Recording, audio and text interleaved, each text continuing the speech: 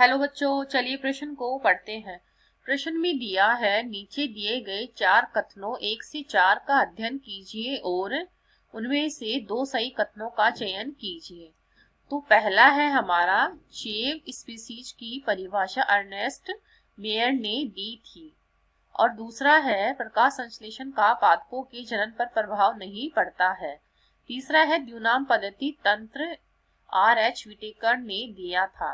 चौथा हमारा विकल्प है, एक कोशिकीय जीवों में जनन और वृद्धि समानांतर होते हैं। तो 2 सही कथन का चयन हमें करना है।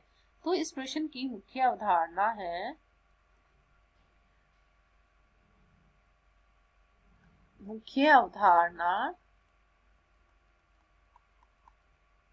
जगत। तो इसमें जो पहला विकल्प है ये हमारा सही हो जाएगा। तो इसमें अर्नेस्ट मेयर ने क्या बोला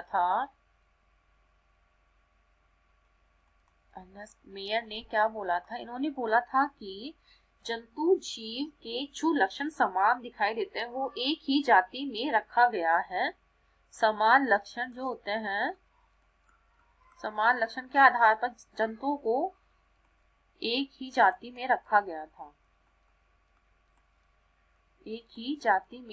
गया था, और दूसरा है, जो प्रकाश काल का पादपों की प्रजनन पर प्रभाव नहीं पड़ता है। तो ये हमारा गलत हो जाएगा, क्योंकि प्रकाश के ऊपर भी हमारे जो पादप का जो प्रजनन काल होता है वो उनके ऊपर निर्भर करता है।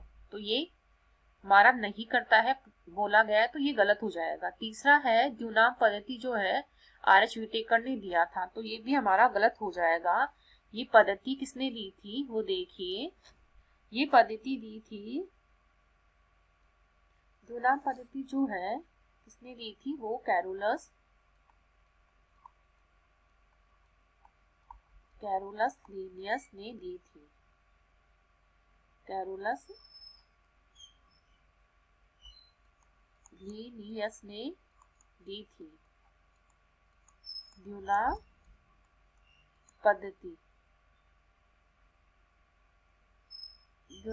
हमारी R.H. विटेकर ने ना देकर कैरोलस लीनियस ने दी थी। तो ये विकल्प भी हमारा गलत हो जाएगा। एक कोशिकीय जीवों में जनन व वृद्धि समानार्थक होते हैं, तो ये हमारा विकल्प सही हो जाएगा, क्योंकि प्रजनन और वृद्धि होते हैं जो दोनों साथ साथ चलने वाली क्रिया होती है।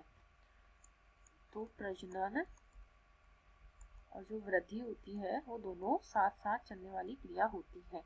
तो इनके आधार पर हमारा पहला और चौथा विकल्प सही हो जाएगा और ये बाकी के विकल्प कट जाएंगे और हमारा उत्तर है